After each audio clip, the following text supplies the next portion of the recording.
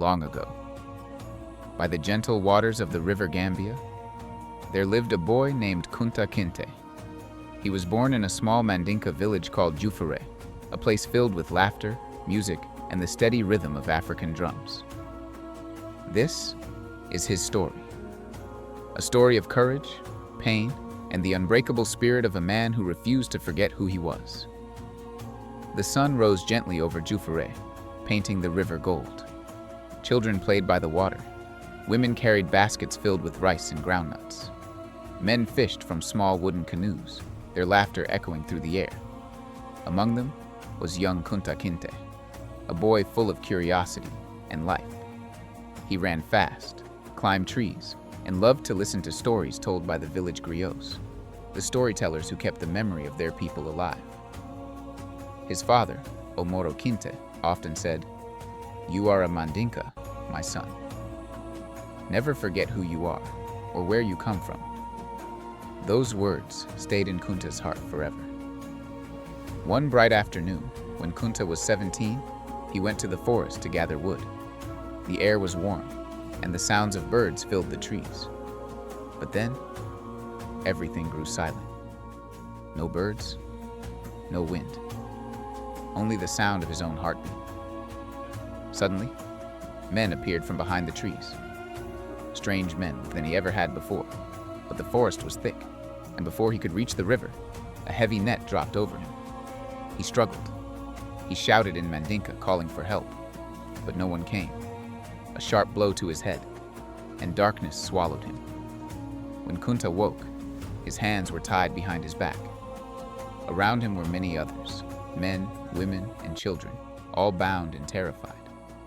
They were forced to walk for days and nights, through forests and rivers, toward the coast. Guards on horses watched them closely. Anyone who stumbled or fell was beaten. Kunta's feet bled, his throat burned with thirst, but he whispered to himself, "I am Kunta Kinteh, son of Omoro and Binta. I will not forget who I am." At night, he looked up at the stars, the same stars that shone over Juffureh, and he prayed to see his home again. After many weeks, they reached the coast. There, Kunta saw something beyond imagination, a giant wooden ship rocking in the sea. The slave ship, Lord Ligonier. The smell of smoke and salt filled the air. People were shouting in a language he did not understand. One by one, the captives were chained and forced aboard. Inside, it was dark. The air was thick and foul. People lay side by side, chained together, barely able to move. The journey across the ocean, the Middle Passage, had begun. Days turned into weeks. The ship rolled endlessly. Many died, their bodies thrown into the sea. But through it all, Kunta held on to one thing: his name, his identity, his memory of home. After months of suffering, the ship reached Annapolis, Maryland. The captives were brought to the docks, lined up under the burning sun. Crowds gathered, white men with papers and coins in their hands. The air was heavy with fear. Kunta was pushed onto a wooden platform. Men shouted numbers. Others touched his arms, his teeth. And then, with the ring of coins, he was sold. His new name was Toby, but deep inside, he whispered, "My name is Kunta Kinteh." Life on the plantation was cruel. From sunrise to sunset, Kunta and others worked in the fields, cutting tobacco, cotton, and sugarcane. They lived in small wooden huts. They were given little food. And yet, even in that darkness, they found ways to survive. They sang songs while they worked, songs filled with hidden messages of hope. Kunta began to understand some English, but he never stopped speaking Mandinka in secret. At night, he told stories, stories of Africa, of freedom, of the river Gambia. The others listened with tears in their eyes, for in his voice, they could hear home. Kunta tried to escape many times.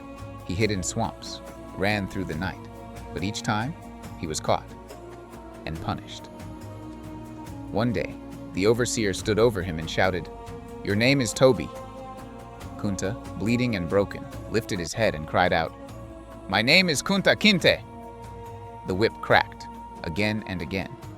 But the spirit of Africa could not be beaten out of him. In that moment, Kunta became more than one man. He became a symbol of strength, of memory, of freedom. In time, Kunta met a woman named Belle, who worked in the big house. She cared for his wounds and shared his pain. They grew close, and soon they had a daughter, Kizzy. Kunta taught her everything he remembered about Africa, the words, the songs, the pride. "Never forget," he told her, "you come from a proud people. You may live in chains, but your spirit is free." Years passed. Kunta grew older, but his story did not die. Kizzy carried his words in her heart. She passed them to her son, George, and he passed them on to his children, and theirs after them. Generations later, one man would follow that trail of memory, a man named Alex Haley. He traveled across the ocean, back to the Gambia, and found the Kinteh family still living in Juffureh, by the same river where Kunta was born. The story had come full circle. Kunta's spirit had returned home.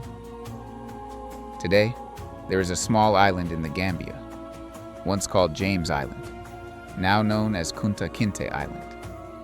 It stands as a reminder of the millions who were taken, and the strength of those who refused to be forgotten. The ruins whisper stories to the wind.